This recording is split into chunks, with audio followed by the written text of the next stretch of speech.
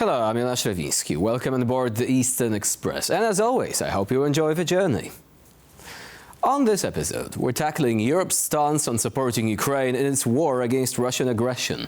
This is not a simple matter of good guys wearing Ukrainian flag lapel pins and bad guys wearing suspiciously large hats lined with hidden Kremlin radio devices. The truth is, Europe's stance on the Ukraine-Russia war is rather complicated. But does it all mean that Europe is one big disjointed family, squabbling over whether to uninvite that cousin, read Russia, who always borrows money and never pays it back? Possibly. Without further ado, let's take a look at our latest report to find out more.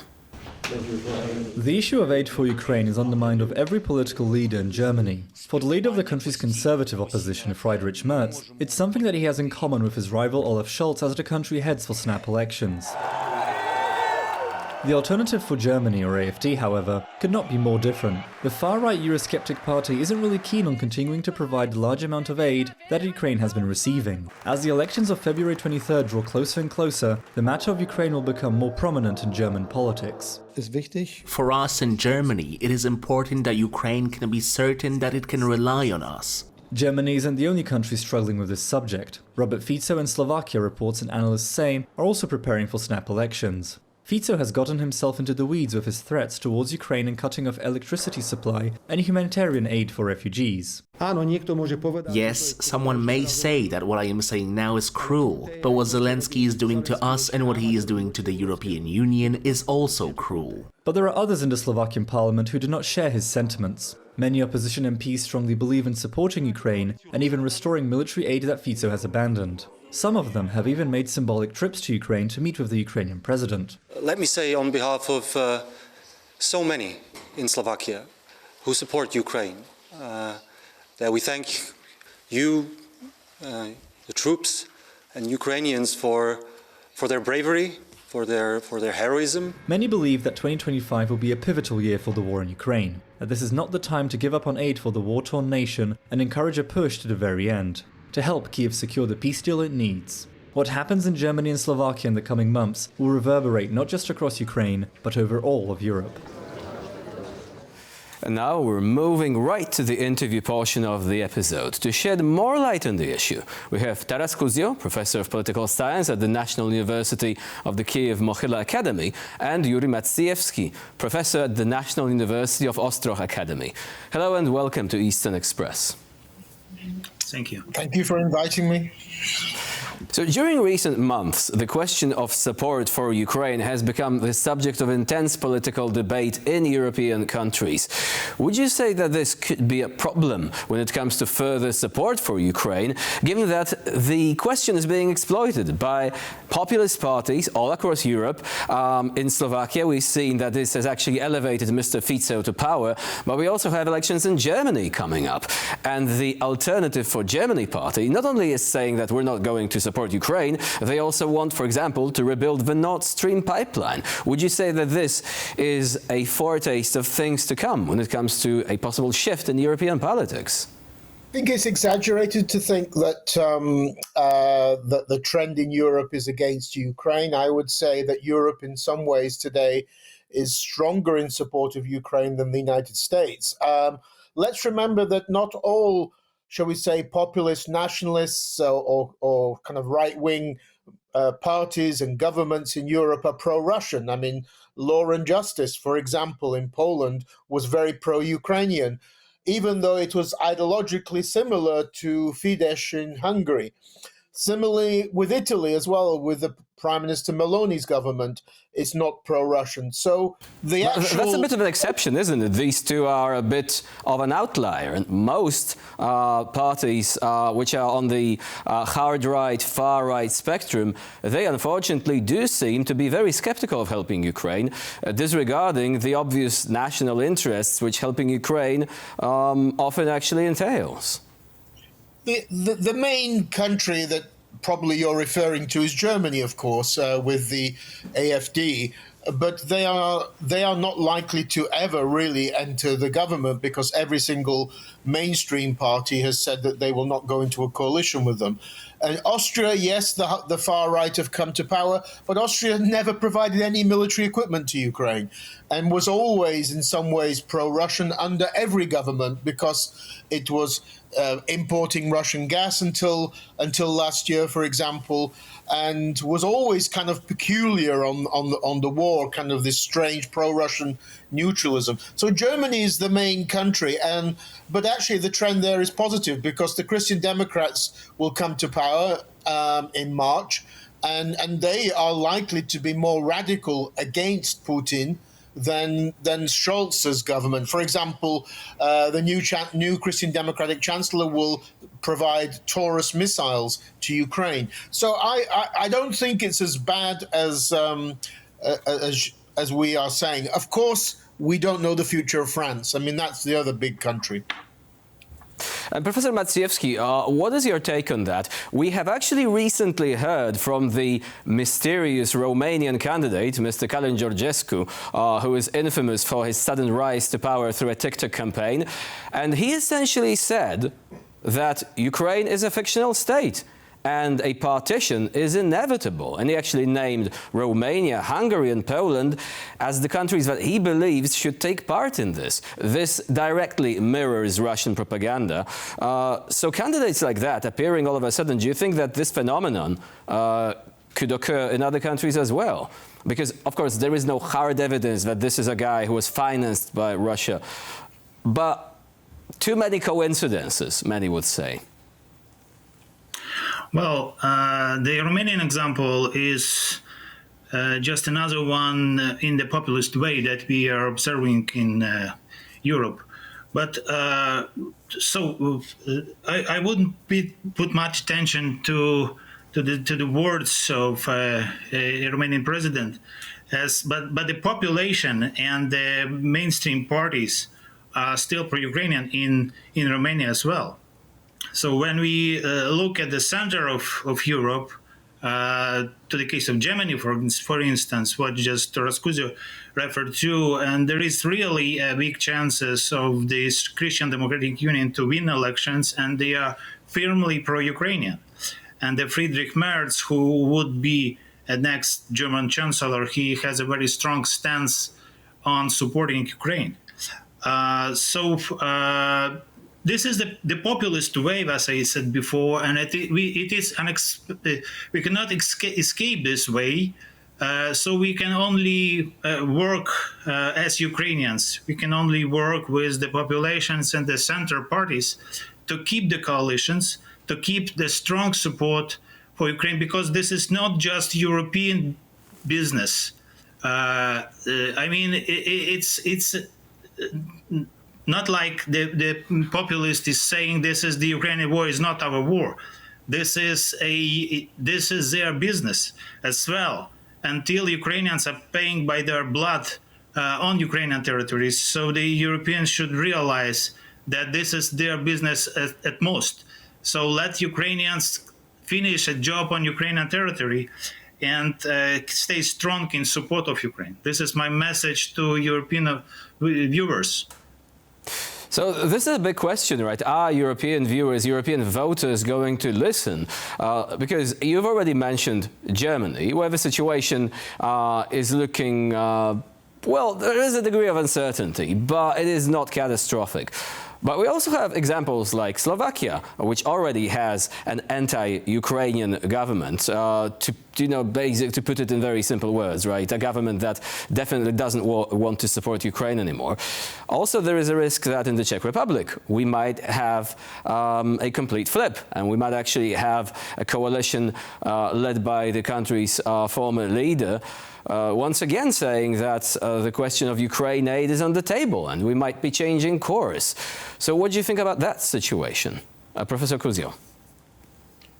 Well, again, let's just look at the last week or so. The mass protests in Serbia and Slovakia are anti the populist nationalists who are pro-Russian, anti-Fico in Slovakia and anti the current leaders of Serbia. So the popular mood in at least those two countries show that they are more pro-European and pro-Ukrainian. I don't Do you think they can be compared, though? I mean, with Slovakia, completely right. These were protests against the pro-Russian stance of Mr. Fico.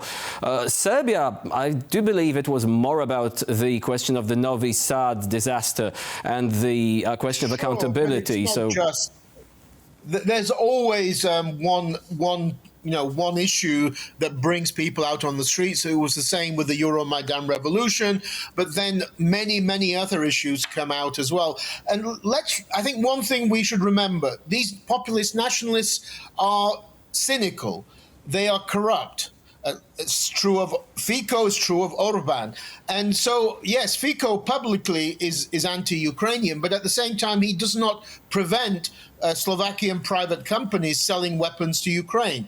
So it's a very mixed picture that these populist nationalists are not kind of, staunch ideologists. They're like the ones in the Kremlin. They're completely cynical, corrupt, and duplicitous when it comes to various issues. But yes, of course, we should be aware of this populist nationalist wave around Europe. But I think that we're actually talking about the wrong topic really here.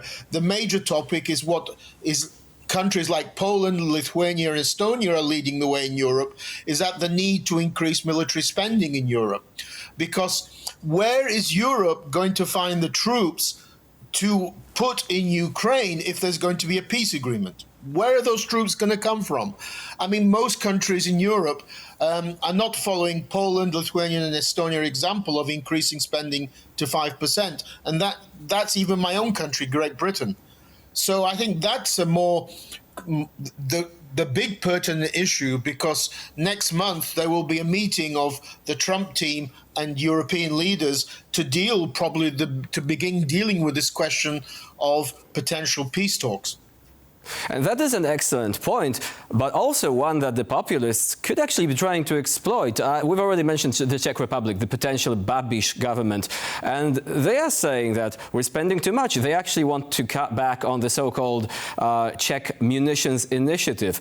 Professor Maciejewski, do you think that there is a risk that the call for rearmament in Europe, which for all practical purposes, this makes sense, NATO countries need to spend more, but do you think that populists could actually feel the sort of wind in the sails and say, okay, we can use this argument to say, no, Russia is not a threat. We don't need to spend more. We want more welfare. We want more of, all the other things we're spending on, not on the military, and win elections in that way. Well, the initiative of supporting munitions to Ukraine comes from President of the Czech Republic, Petr Pavel, and his supporter, who were hard on working to secure this munitions to come to Ukraine. And what the Czech government was doing well, at least one thing, it was the support of Ukraine. They are heavily criticized for internal issue that you have just mentioned. The real wages were freezed, and the wages of parliamentarians has been raised recently, which made general people in Czech Republic are furious of that move, and that is vividly visible on the polls result, whereas the ANO leading the poll ahead of the coalition government. So the ANO is really having a chance to get into the parliament and to form the coalition with 2 or 3 nationalist, populist, smaller party like the Pirate Party there.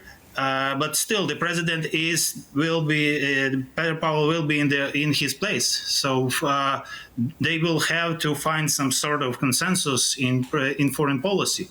So I don't know if the munition initiatives will be in the same speed as it was before from Czech Republic, but it's already there, and the munition is collected from the world. So and we don't know what the situation will be on the ground in half a year, in this fall. So there is a danger that the support of Ukraine will diminish from the Czech side, and that it's real. But we don't know what the situation will be look like in Slovakia. If the protest will be at this scale as it now, so we may very well see a preterm election there. So if the Fico government will be pressed to step out, so we don't know what would be the situation. So the situation is very fragile in many countries, even those who are not facing the elections in this season, this year. But many would also depend on the coalition that Germany would compose. So if Friedrich Merz will lead the German government, so it will be a good signal, a strong message to other European countries neighboring Germany, like Czech Republic, Slovakia, even Hungary. So that the support for Ukraine is essential, and that gives me a hope. That is especially important given that the US support to Ukraine is in a state of flux. At least the civilian programs have been temporarily suspended. Professor Kuzio, one final issue. Elon Musk is actually supporting some of these far-right or populist parties, including the Alternative for Germany. Do you think that this could actually prove to be a game changer? And also, why is he doing that? Why is he embarking on this rather unusual crusade of his? Well, if anybody can look on the internet to find that his family background in South Africa and elsewhere is of that far-right, pro-apartheid kind of neo-Nazi background. So he has that kind of ideological baggage already. I for one, think not too strong a term to use in this case. A neo-Nazi background? Would you say that this is actually justified? He did a Hail Hitler salute. He did a Hail Hitler salute a few about a week ago. This is one of the most debated thing, right? But that was really questionable. That is indeed. I'm sorry, it's a Hail Hitler salute. I mean, you can call it wherever you want, but I think I know what the Sieg Heil Hail Hitler salute is. But more importantly to your question, I think that if you're German, you're going to be angry that anybody from the outside, especially Musk, is going to try to interfere in your elections. And this will actually backfire against the AfD and in support of mainstream parties. I don't think it will help the mainstream parties. I think it will help the mainstream parties. It won't help the AfD because this is seen as external interference. So I think that Musk is going to try to do this influence, but you know, it's a mixed picture because, for example, during Trump's inauguration, he invited Meloni from Italy, but he did not invite Orban from Hungary. So again, it's mixed, I would say. But yes, Musk is. I personally don't think Musk and Trump can survive long together because they have both massive egos and they simply can't live in the same room. That again is a very interesting point, and also we should add that whatever Musk's intentions were when making that salute, he made that just days ahead of the remembrance of the Holocaust, so it was at least extremely insensitive, to say the least. Yes, Professor Taras Kuzio and Professor Yuri Maciejewski were our guests today here on TVP World. Thank you very much for joining us and for sharing your expertise. Thank you very much for inviting. And now we're moving on to Eastern News Flash, a series of all the other stories from the East that you really don't want to miss. Ukrainian lawmakers have launched a bid to temporarily substitute US funding with European sources. The initiative comes after Donald Trump signed an executive order to suspend foreign aid programs pending review. The Ukrainian Parliamentary Humanitarian and Information Policy Committee has kicked off consultations with its European counterparts concerning temporarily replacing US funding. In the wake of Trump's decision to suspend foreign aid for 90 days, a wide range of humanitarian services are expected to be affected. Given the crucial role US aid has played so far in supporting Ukraine in the wake of Russia's full-scale invasion, President Zelensky has ordered an in-depth report on how the suspension will affect various sectors and projects in Ukraine. These include counseling, cultural event organization, and the ability to provide basic services. The freeze will also impact agricultural and reconstruction projects. Repairs to Ukrainian energy infrastructure have also been put on hold. The US administration has said that the aid programs will be reviewed to ensure that they align with what the president has dubbed American interests and values.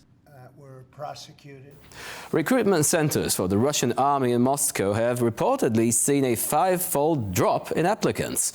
According to independent Russian media outlets, people in the Russian capital aren't all that eager to risk their lives on the front lines.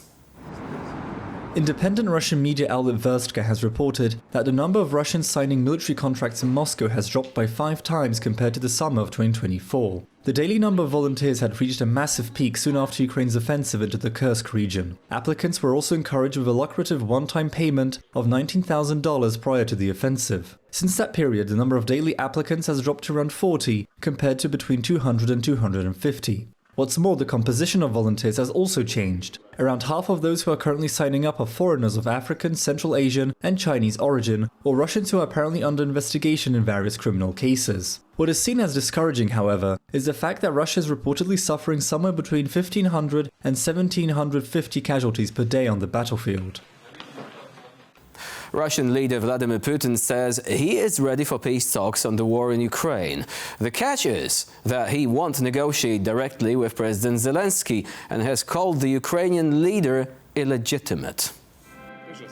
Vladimir Putin has once again ruled out the possibility of direct talks with Zelensky. In response to being called illegitimate by the Russian leader, Ukraine's head of state has accused Putin of being afraid to finally negotiate a settlement in the war of Russia's own making. Putin has, however, floated the possibility of allocating other people to take part in the talks if Zelensky would be present. These claims by the Russian president are not anything new. Putin has been reiterating them for several months as Zelensky's 5-year term in office was supposed to end in May 2024. The election was postponed due to Ukraine being under martial law because of the ongoing Russian invasion. The Ukrainian president has been looking to the United States to exert pressure on Moscow to bring the Russians to the negotiating table. Donald Trump has vowed to bring an end to the war in Ukraine and has recently been trying to set up talks with both Putin and Zelensky. Ukraine has offered its gas storage facilities to Croatia. The move is meant to boost Europe's efforts to reduce dependency on Russian gas and strengthen Ukraine's role as an important part of the European energy security network. Ukraine and Croatia are discussing ways in which they can boost Europe's energy security. One discussed solution is the utilization of Ukraine's massive network of underground gas storage facilities. Ukraine's Prime Minister has referred to the facilities, which have a capacity of 31 billion cubic meters, as a potential gas vault for Europe. Should this idea be enacted, Kiev's role as one of the key countries safeguarding European energy would grow. It would also bring the country closer to the European Union. Ukraine has been actively engaged in efforts to enhance energy resilience not just for itself, but its entire region. For example, very recently, Poland and Ukraine announced plans to create an Eastern European gas hub, which would secure gas supplies from sources other than Russia. And for this episode of Eastern Express, it's the end of the line. Please stay with us here on TVP World for more latest news and updates. I'm Jonasz Rewiński. Bye for now.